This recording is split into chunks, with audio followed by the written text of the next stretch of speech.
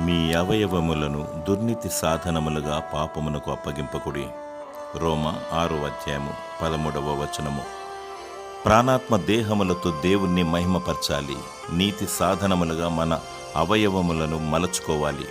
చేతులతో చెడు పనులు, నరహత్య, దొంగతనము, లంచము తీసుకోవడము, కాళ్ళతో పాపము చేయుటకు తప్పుదోవలు పరిగెత్తడము, ఇవన్నీ దుర్నీతి సాధనములుగా అవయవములను పాపానికి లేదా సాతానునికి అప్పగించుకోవడమే. దేవుని కొరకు మంచి పనులు చేయాలి. సాటి మానవునికి, సమాజానికి మేలు చేయాలి.